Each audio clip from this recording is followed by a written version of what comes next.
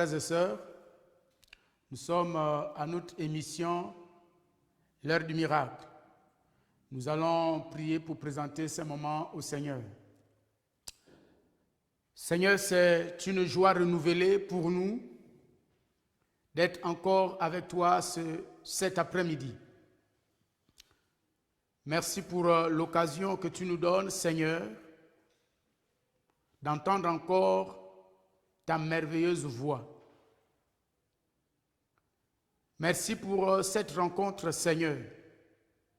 Nous sommes sûrs que tu as encore des choses à nous dire, mais également des choses à faire dans nos vies au travers de ta parole. Merci pour le Saint-Esprit que tu as disposé pour nous instruire et pour accomplir tes merveilles dans nos vies.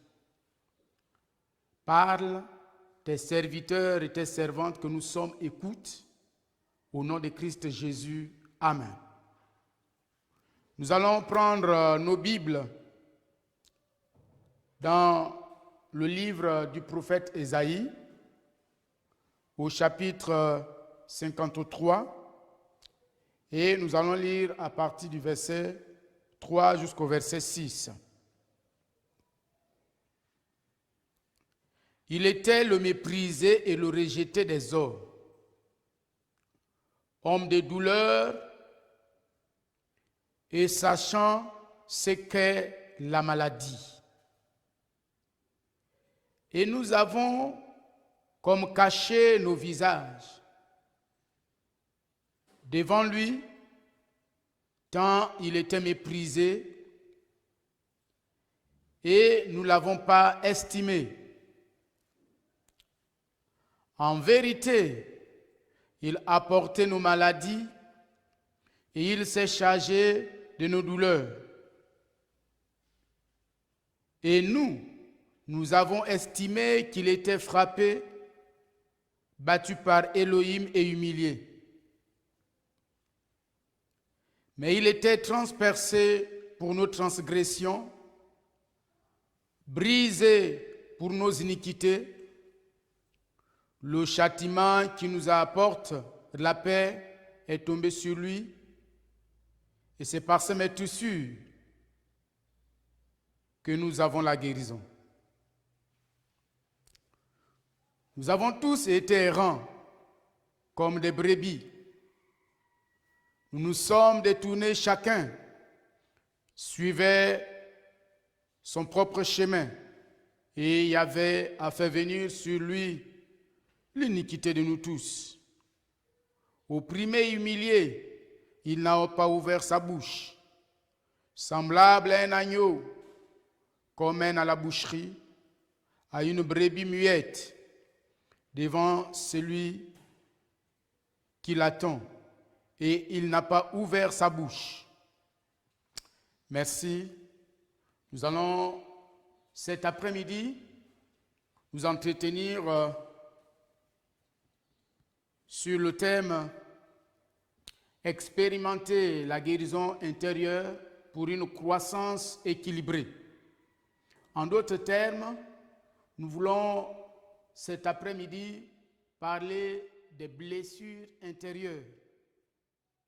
Vous savez, lorsque nous recevons Jésus-Christ comme Seigneur et Sauveur, nous devenons enfants de Dieu, mais généralement, il y a un domaine de nous, il y a une région au plus profond de notre être que nous ignorons souvent. Et comme nous sommes ignorants de ce domaine, ou peut-être que nous nous disons que j'ai reçu Jésus, c'est fini. Mais malheureusement, nous sommes souvent surpris par un certain nombre de comportements, de réactions, de propos, d'attitudes. Et nous sommes à la recherche d'explications. Nous voulons savoir pourquoi j'ai réagi de la sorte, pourquoi j'ai dit ceci, pourquoi j'ai adopté telle attitude face à telle situation. Mais en réalité, c'est parce qu'il y a un domaine en nous où sont stockées des informations, des expériences, bonnes ou douloureuses, que nous avons vécues depuis notre enfance, et il faut même aller au-delà de notre enfance, des expériences, pour certaines d'entre elles, des expériences prénatales. Et ces expériences sont restées stockées dans notre inconscient. Et comme toutes ces expériences qui sont pour certaines bonnes, comme je le disais, et pour d'autres extrêmement douloureuses, nous sommes souvent ignorants de leur impact sur nous, ignorants de leur impact sur notre comportement, ignorants de leur impact sur notre croissance naturelle, notre croissance psychologique, et pour nous qui sommes enfants de Dieu, notre croissance spirituelle. C'est pourquoi donc, cet après-midi, nous voulons nous intéresser à ce domaine de nous pour que l'œuvre de Christ, ce que le Christ a accompli en nous, soit parfait, soit complet. Donc, nous voulons parler alors des blessures émotionnelles. Vous savez, la souffrance causée par une blessure émotionnelle est plus grave, plus durable qu'une lésion, qu'une simple plaie. Vous prenez un couteau ou quelqu'un vous blesse ou vous blessez, c'est vrai que c'est douloureux. Mais lorsque cette plaie sera traitée, on va faire le pansement, elle va se cicatriser, c'est fini. Mais une blessure émotionnelle peut avoir un impact sur votre vie pour toujours. C'est-à-dire jusqu'à votre mort. Elle va rester vivace et donc active, agissante, influençant des domaines, des aspects de notre vie. Alors, vous savez, les blessures émotionnelles et les sentiments sont les moteurs du comportement. C'est-à-dire que ce sont eux qui produisent en chacun de nous tout type de comportement. Donc ça veut dire que si je veux comprendre mon comportement, si je veux avoir une explication à mon comportement, j'ai besoin de m'interroger sur ce qui a affecté mes émotions et mes sentiments. Alors c'est pourquoi donc ce soir, nous allons nous intéresser sur 3 signes. 3 signes qui montrent que nous sommes émotionnellement blessés. Le premier signe que nous trouvons, c'est des grosses difficultés dans le domaine relationnel. Ça, c'est le premier signe. Des grosses difficultés dans le domaine relationnel. C'est-à-dire que lorsque quelqu'un a été blessé dans ses émotions, lorsque quelqu'un traîne avec elle des émotions blessées, elle va souvent avoir des difficultés à développer des relations constructives autour d'elle. Elle va souvent avoir des difficultés à développer, à construire des relations, voyez-vous, constructives, profondes, durables. Pourquoi? Parce que souvent, ces personnes blessées, elles sont souvent possessives et dominatrices. Elles aiment dominer. Il faut que la parole qu'on doit accepter, c'est sa parole. Si on doit écouter quelqu'un, c'est lui qu'on doit écouter. Si on doit faire ce que lui, il a demandé de faire. Donc, il aime dominer. Il est possessif. Il va voir les autres seulement pour lui. S'il voit la personne avec laquelle il a des relations, bâtir encore des relations avec une autre personne, pour lui, il trouve un problème parce qu'il est possessif. Et vous allez voir que parfois cet esprit possessif se manifeste même dans le foyer. Quand il se marie, alors il veut que madame perde toute sa liberté et sa liberté doit devenir la liberté de la femme. C'est-à-dire la femme ne doit faire que ce que lui, il veut qu'elle fasse. Elle ne doit dire que ce que lui, il veut qu'elle dise. Et lui ne doit entendre que ce que lui veut entendre. Donc, il est possessif. Mais en réalité, c'est l'expression, c'est la manifestation d'une émotion, d'une personne blessée, d'une personne qui souffre intérieurement. Il y a aussi la dépendance. Il y a des personnes, elles ont des difficultés à prendre des décisions. Elles ne dépendent que des décisions des autres. Ah non, mon frère tel a dit.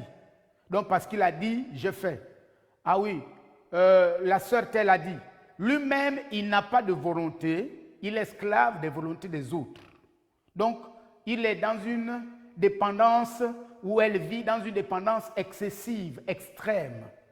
Pourquoi? Parce qu'il a vécu dans un milieu où on a fait disparaître sa parole, on a fait disparaître sa volonté. On l'a dépersonnalisé. Alors, d'autres personnes, elles ont des difficultés à donner l'amour. C'est-à-dire, comme elles ne s'aiment pas, c'est pourquoi Jésus a dit, voyez-vous, regardez ce que Jésus dit. Il dit, aime ton prochain comme toi-même. Ça veut dire qu'il t'est impossible, difficile d'aimer ton prochain comme il se doit, si au préalable, tu ne réussis pas à t'aimer d'abord. Donc, ça veut dire que si tu veux réellement aimer, si tu veux mieux apprécier les autres, mieux aimer les autres, tu dois d'abord au préalable mieux t'apprécier, mieux t'aimer toi-même. Parce que ce qui va se passer, c'est quoi? C'est que l'image déformée que tu as de toi-même, tu vas la renvoyer sur les autres. Le reflet que tu as de toi-même, tu vas le renvoyer sur les autres. Et comme tu vas le renvoyer sur les autres, ce qui va se passer, c'est quoi? Ce qui va se passer, c'est que tu vas prêter des intentions aux autres. Tu vas penser que tel ne t'aime pas, celui-là se moque de moi, non, personne ne considère ma parole, personne ne veut m'écouter ici, je suis une personne en trop. Vous savez, un jour, un papa dans une église, il s'est marié, et c'était très bien, c'était une belle cérémonie. Et voilà, le matin, il était question pour lui de remercier le Seigneur et de remercier l'église. Le papa se lève et il entonne un chant. L'église s'est joint au papa dans la joie et ils ont commencé à célébrer le Seigneur. Tout le monde était joyeux, tout le monde a ri de joie, tout le monde a célébré, a exprimé au Seigneur la reconnaissance. Mais voilà que plus tard, le pasteur va constater que le papa ne vient plus à l'église. Ah. Et lorsque le pasteur va se rendre chez le monsieur, il va demander au frère, ah mes frères, mais je ne te vois plus à l'église, qu'est-ce qui ne va pas? Il dit, ah, pasteur, je me rends compte que depuis que moi je vais à l'église, je ne fais qu'accompagner les autres. Je ne sais ni chanter, ni prier. Le pasteur ne comprenait rien. Et pourquoi? Il n'a pas pu expliquer au pasteur, c'est plus tard que la femme va expliquer au pasteur que, parce qu'il avait vu sa nièce rire de joie, donc la nièce de sa femme rire de joie, pour lui, elle s'était moquée de lui. Vous voyez, l'impact de l'hypersensibilité a amené ces derniers, à quitter l'église parce qu'il entendait ce que tout le monde n'avait pas entendu, il avait vu ce que tout le monde n'avait pas vu. Pourquoi? À cause de ses émotions blessées. Donc, lorsque nous avons des émotions blessées, il est difficile de donner de l'amour aux autres et de recevoir l'amour des autres. Nous sommes toujours plaintifs. On est toujours en train de nous plaindre que personne ne m'aime, personne ne m'accepte. Or, en réalité, ce n'est pas que personne ne t'aime. Ce n'est pas que personne ne veut de toi. Ce n'est pas que personne ne t'accorde une attention. Mais ce n'est que la manifestation des blessures émotionnelles. Et vous allez voir qu'aujourd'hui, il y a des foyers qui en souffrent. Il y a des femmes qui souffrent. Il y a des hommes qui souffrent. Parce qu'elles essaient de tout faire pour montrer à leur mari qu'elles les aiment tels qu'ils sont. Montrer à leurs femmes qu'ils les aiment telles qu'elles sont. Mais malheureusement, à cause des blessures émotionnelles, ils ne sont toujours pas convaincus de l'amour de leur femme. Elles ne sont toujours pas convaincues de l'amour de leur mari. Alors, tout à l'heure, tu comprendras qu'il y a une bonne nouvelle pour toi. Parce que Jésus a été méprisé, Jésus a été rejeté. C'est pour que par son œuvre, tu sois totalement guéri de ces blessures émotionnelles qui ont pendant longtemps affecté tes relations. Alors la deuxième chose, le deuxième signe, c'est une image de soi très mauvaise. Ce qu'on appelle aussi un complexe d'infériorité. Une personne qui traîne avec elle aussi des blessures émotionnelles, généralement, elle a une image négative de sa personne. Elle a une mauvaise image d'elle-même. Et cette mauvaise image d'elle-même peut se traduire par la timidité, le sentiment d'inaptitude. Il a des capacités. Lorsque vous lui demandez de faire quelque chose, il va dire ah, moi je ne peux pas. Pas parce qu'il n'a pas de capacité, mais sa timidité, le sentiment d'inaptitude occasionné, produit par la mauvaise image qu'elle a d'elle-même. Vous voyez, la mère a dit non, vraiment je ne peux pas. Je ne suis pas capable, demander à quelqu'un d'autre de le faire. Donc la timidité. Une autre chose, c'est la critique. La critique. La personne qui a une mauvaise, qui souffre, qui a une mauvaise image d'elle, elle est très critique à l'endroit des autres. Elle est toujours en train de critiquer, de remettre en cause ce que les autres font. Elle ne trouve jamais de bon, d'appréciable, de louable dans les propos des autres, dans les actes des autres, dans le travail des autres. Elle trouve toujours à reprocher, à dire, et parfois même dans la brutalité. Et elle se réjouit d'avoir blessé. Mais en réalité, ce n'est que l'expression de sa souffrance, de la mauvaise image qu'elle a d'elle-même. Et cette mauvaise image, ce sentiment d'infériorité, qu'il a de lui-même ou qu'elle a de lui-même, vient de quoi? Des blessures qui sont en elle, qui sont enfouies. Donc, vous voyez, frères et sœurs, tout cela, nous sommes en train de dire, c'est pour que nous permettions à l'œuvre de Christ de faire ce voyage au plus profond de nous, au plus profond de notre inconscient, pour que notre liberté soit totale. Parce que, vous voyez, les blessures émotionnelles peuvent arrêter la croissance normale d'une personne. C'est pourquoi vous allez constater qu'il y a des personnes qui sont adultes du point de vue de leur âge. Mais dans leur comportement, vous constatez que ces personnes restent encore enfants. Elles ont encore des attitudes, des réactions d'enfants. D'où vient cet enfantillage, ces réactions d'enfants? Mais en réalité, elles sont dues aux émotions blessées qui ont arrêté leur processus de croissance. Et sur le plan spirituel, vous voyez, ça va avoir aussi un impact. Un impact. Alors, mais les personnes aussi, souvent blessées et qui ont une mauvaise image d'elles-mêmes, c'est généralement des gens, quand ils sont dans le groupe, ils veulent qu'on les voit. C'est lui qu'on doit voir. On ne doit pas voir les autres. Il veut être présent partout. Mais en réalité, quand vous voyez, vous êtes dans un groupe, vous êtes dans un milieu, vous êtes dans une famille, vous êtes dans un bureau, un cadre professionnel, vous avez un collègue, vous avez une amie, vous avez un chef, il va être présent partout. En réalité, derrière sa présence, sa omniprésence, se cache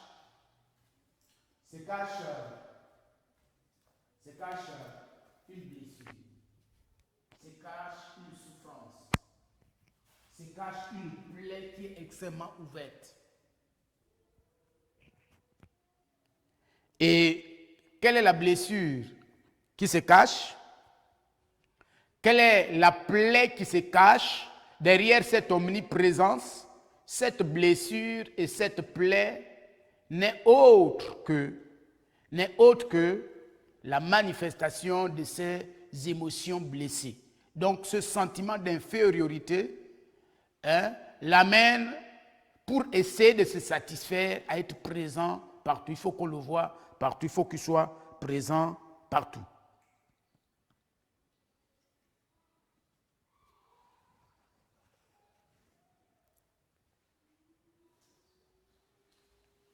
Il faut qu'il soit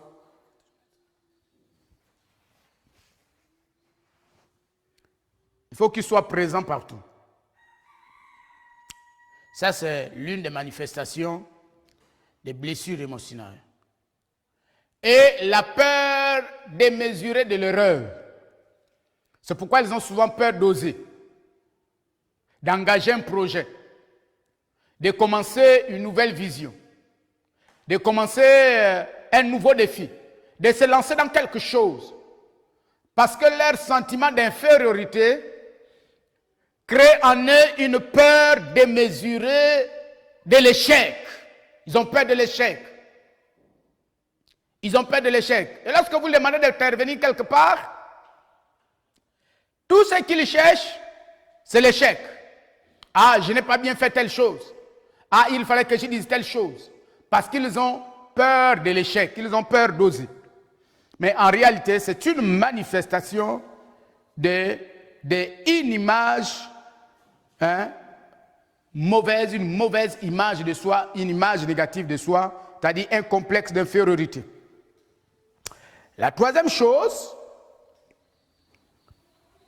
le troisième signe, c'est une attitude pessimiste, une vision pessimiste de soi-même.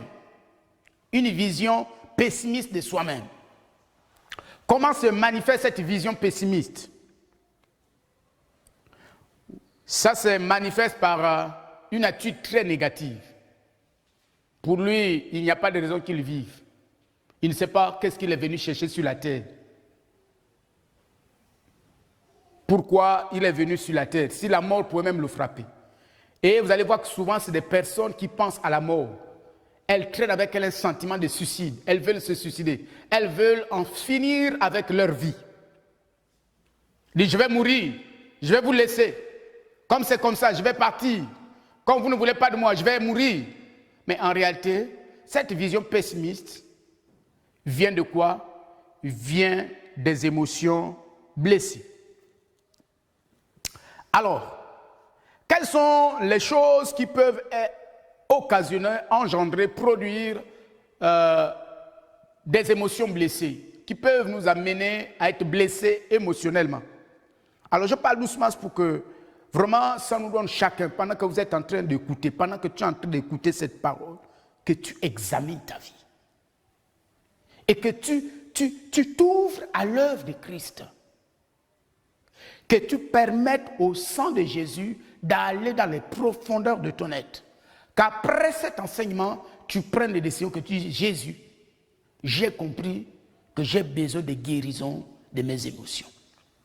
Alors, donc, l'une des choses, c'est un deuil. Un deuil peut m'amener à me dire, oh, pourquoi vivre encore? Le deuil peut t'amener à cette vision pessimiste, à chercher à en finir avec ta vie. Un deuil, la perte d'un parent. Mais la perte d'un parent, peut-être que celui qui faisait la gloire de la famille, celui qui faisait l'espoir de la famille.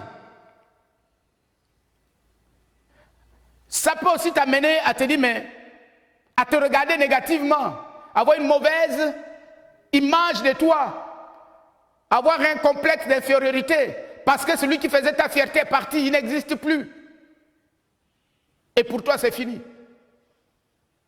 Mais ça peut aussi t'amener, vous voyez, à avoir des difficultés relationnelles. C'est-à-dire la blessure est tellement profonde que tu deviens hypersensible.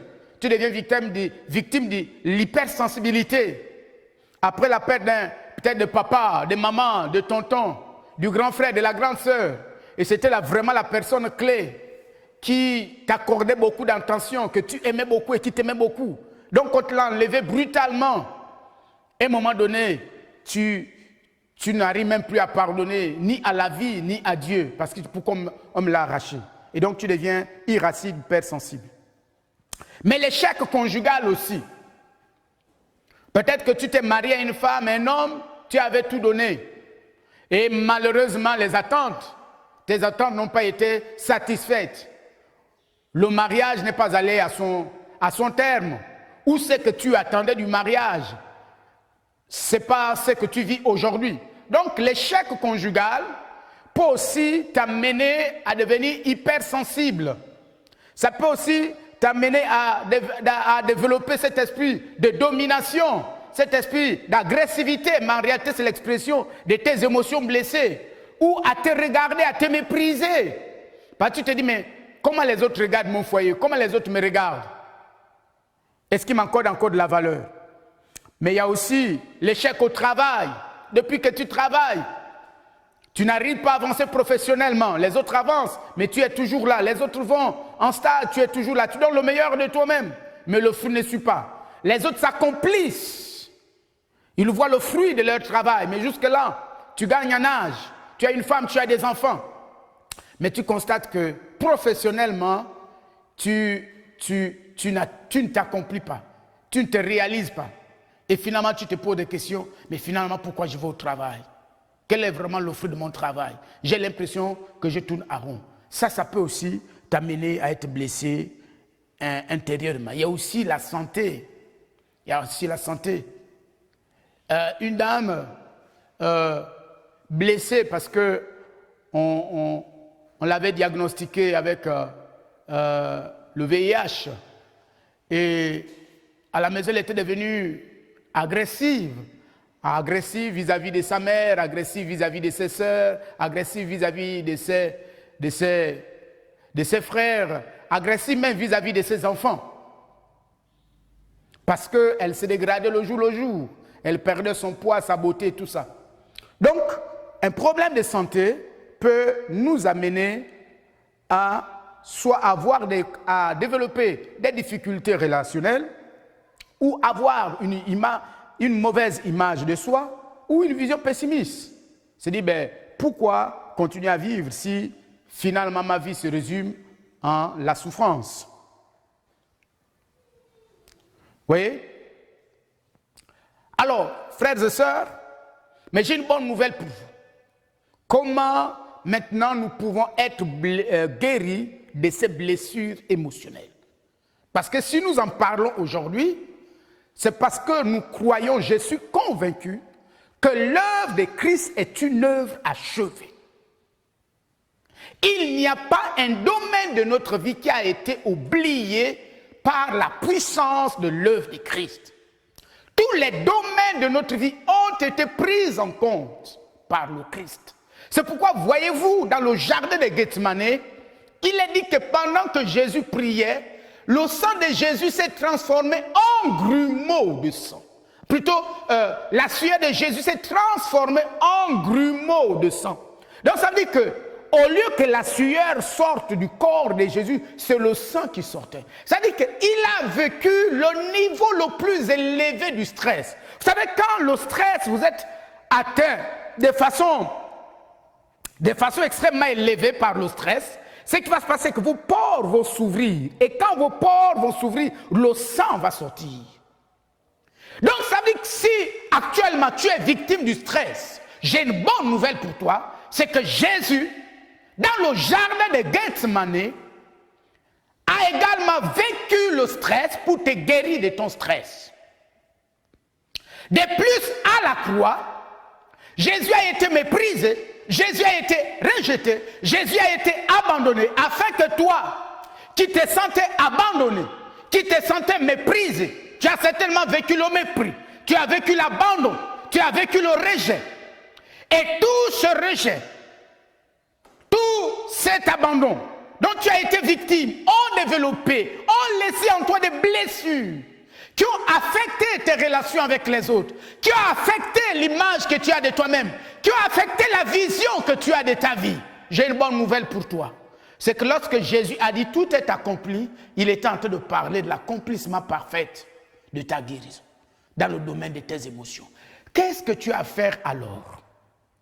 Ce que tu as à faire, c'est simplement au moment là où tu es assis, je crois qu'il y a des situations qui sont en train de se présenter dans ton esprit. Parce que pour être guéri d'une émotion, d'une blessure émotionnelle, il n'est pas seulement question de prier. Tu vas prier, mais il faut qu'au moment où tu es en train de prier, que tu revives l'émotion, le sentiment que tu as eu au moment où la situation s'est produite. C'est lorsque tu revis le sentiment que tu as eu, ce que ça a produit en toi, l'émotion que ça a produit en toi. Lorsque tu revis ça, c'est à ce moment que tu dis, Seigneur, maintenant, que ton sang pénètre. Que ton sang pénètre les profondeurs de cette blessure. La douleur que je suis en train de ressentir. Que ton sang pénètre. Et quand le sang de Jésus pénètre les profondeurs de tes blessures, le sang de Jésus va penser. Et la puissance du Saint-Esprit va cicatriser totalement et pour toujours cette guérison. Et c'est seulement à ce net moment que tu peux expérimenter la guérison. Donc la solution n'est pas la fuite. Parce que nous essayons de fuir nos émotions. Nous essayons de les dominer. Pensant que le temps va résoudre. Non. Une émotion réprimée s'imprime. Une émotion réprimée s'imprime. Une émotion réprimée s'imprime. Cela veut dire quoi? Ça veut dire que quand tu essaies d'étouffer une émotion, quand tu essaies de maîtriser une émotion, au lieu de la laisser s'exprimer pour qu'elle te libère, ce qui va se passer, c'est que cette émotion va s'enregistrer dans ta mémoire corporelle et dans ta mémoire inconsciente. Et cette même émotion va agir comme une force attractive, comme un aimant qui va produire en toi, qui va produire dans ta vie le même type de situations qui ont produit ce type d'émotion. C'est-à-dire si c'était une émotion de pleurs, et puis tu essaies de maîtriser ta peur, tes pleurs, tu essaies de contenir tes pleurs, ce qui va se passer c'est quoi? C'est que ces pleurs-là vont s'enregistrer dans ta mémoire corporelle et dans ta mémoire inconsciente. Et ces pleurs vont agir comme une force qui vont attirer vers toi des problèmes, des circonstances qui vont te faire pleurer. Pourquoi? Parce que ces pleurs que tu as stockées en toi cherchent à sortir, à te libérer. C'est pourquoi donc que pendant que tu seras en train de faire ce travail de guérison, peut-être que tu vas revivre ce que tu as vécu avec ton père, avec ta mère. Tu vas entendre la voix de ton père, la voix de ta mère qui était dure. Tu vas revoir son regard devant toi et tu vas ressentir ce que tu as ressenti ce jour. Quand il te regardait, quand il parlait, tu vas revivre ça. La tentation serait de chercher à maîtriser cette émotion. Non, laisse cette émotion se produire. Si c'est les pleurs, pleure. Si c'est la colère qui te saisit, laisse cette colère se manifester et demande simplement au sang de Jésus, à l'œuvre de Christ, la puissance du sang de Jésus, te pénétrer dans les profondeurs. Je vais terminer avec ce témoignage. Une dame, elle avait sa grande sœur, elle a sa grande sœur parce qu'elle vit toujours, et sa grande sœur aussi, et sa maman. Et donc, pendant des années, elle se méprisait. Pour elle, elle regardait sa grande sœur comme la mieux aimée de la mère et la mieux considérée de la mère. Et son pasteur m'a invité à organiser une école de guérison dans leur annexe. C'est une annexe, une petite église. Et là, la puissance du Saint-Esprit a saisi cette dame. Et le Saint-Esprit a amené cette dame dans la famille, où elle a revécu les problèmes de famille, où elle entendait encore la voix de la mère et la voix de la grande sœur. Et c'est à ce temps-là qu'elle va se regarder, plus comme elle se regardait comme une femme méprisée, comme une bonne à rien, mais elle va se rendre compte que, oh, mais Christ a refait son identité. Que parce qu'elle avait Christ, elle l'était de la race supérieure. Et la puissance de l'œuvre de Christ l'a tellement saisie et convaincue de ce qu'elle était devenue en Christ. Quand elle est sortie de cette expérience, elle était totalement restaurée et guérie de ses blessures émotionnelles. Alors, retiens cet après-midi que les blessures émotionnelles sont des motrices de nos comportements.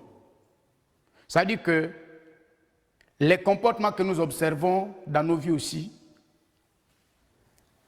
nos blessures émotionnelles peuvent les expliquer parce qu'elles sont dans une certaine mesure, responsables. Et comment reconnaître que nous avons des émotions blessées?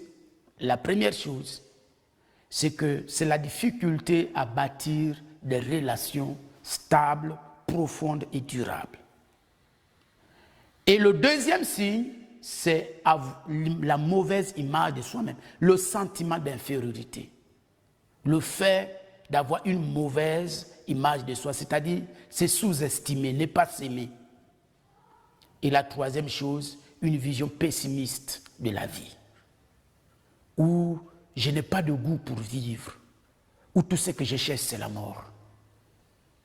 Et nous avons vu qu'il y a plusieurs choses, le deuil, voyez, l'échec conjugal, les harcèlements verbaux, voyez, par les mots, voyez, les mésententes conjugales, les disputes dans le foyer, vous voyez, les échecs professionnels au travail, vous voyez, toutes ces choses peuvent nous amener à être blessés. Maintenant, comment nous pouvons être guéris? Oh, la Bible nous annonce, merci Seigneur. Et c'est ça la bonne nouvelle, que Jésus a été rejeté, Jésus a été abandonné, Jésus a été méprisé, homme de douleur. Il a vécu la douleur, il a vécu le stress, pour que désormais, en regardant vers lui, comme Dieu avait dit à Moïse de suspendre le serpent, que tous ceux qui regarderont au serpent, c'est-à-dire tous ceux qui regarderont à l'œuvre de Christ, si tu regardes cet après-midi à la puissance du sang de Jésus, pendant que tu es en train certainement de revivre cette situation difficile, je vois là où tu es, comment tu es en larmes, comment tu es en train de pleurer, parce que tu es touché par la puissance de la parole, tu es en train de revivre certaines situations. Laisse le sang de Jésus. Laisse le sang de Jésus. Laisse, ouvre-toi au sang de Christ. Laisse le sang de Jésus te pénétrer. Regarde le serpent, regarde le serpent, regarde le sang de Jésus. Regarde le sang de Jésus. Regarde le sang de Jésus. Regarde le sang de Jésus. Regarde le sang de Jésus. Regarde le sang de Jésus. Et laisse le sang de Jésus pénétrer les profondeurs de tes émotions et t'apporter la restauration. Et tu ne seras plus jamais le même homme et la même femme. Alors, quel est l'état de tes émotions? Est-ce que tu peux prendre cette décision cet après-midi, de les ouvrir à l'œuvre de la croix, pour que la puissance de l'agneau, la puissance du sang te restaure? Nous allons prier. Pose ta main sur ton cœur maintenant. Oh Seigneur, merci pour ta parole. Merci pour ta parole. Merci pour ta parole. Merci pour ta parole. Merci, oh Jésus, homme de douleur. Homme de douleur, habitué à la souffrance. Tu as été rejeté, méprisé. Seigneur, pour guérir cet homme, pour guérir cet homme, pour guérir cette femme. Merci parce que la puissance du sang de Jésus pénètre ses émotions, pénètre ses émotions. Le sang de Jésus pénètre tes émotions. Le sang de Jésus pénètre tes émotions. Le sang de Jésus pénètre tes émotions. Le sang de Jésus pénètre les profondeurs de ton inconscient. Les profondeurs de ton inconscient sont remplies du sang de Jésus, sont remplies du sang de Jésus, sont remplies du sang de Jésus, sont remplis du sang de Jésus, sont remplis du sang de Jésus, sont remplis du sang de Jésus. Oh Seigneur, merci. Parce que tu es en train de penser, tu es en train de traiter les blessures de cet homme, les blessures de cette femme. Tu as affecté, détruit ces relations. Merci Seigneur, parce que tu es en train de rebâtir, de reconstruire l'image que cet homme avait de lui, que cette femme avait d'elle. Tu es en train de rebâtir les relations de cet homme et de cette femme. Merci Seigneur, parce que je peux voir sa vision de sa vie changer. Nous te bénissons Jésus, alléluia. Gloire et louange à toi Seigneur. Au nom de Christ Jésus, amen. Merci d'avoir été avec nous cet après-midi. Vous pouvez nous joindre au 00241 074 73 33 15 et vous pouvez nous écrire à notre email l'heure du miracle @gmail.com. L'heure du miracle, c'est l'adresse qui s'affiche au bas de l'écran. L'heure du miracle @gmail.com. Renvoyez-nous nouveaux témoignages pour que nous puissions ici édifier le peuple de Dieu. Merci et soyez bénis.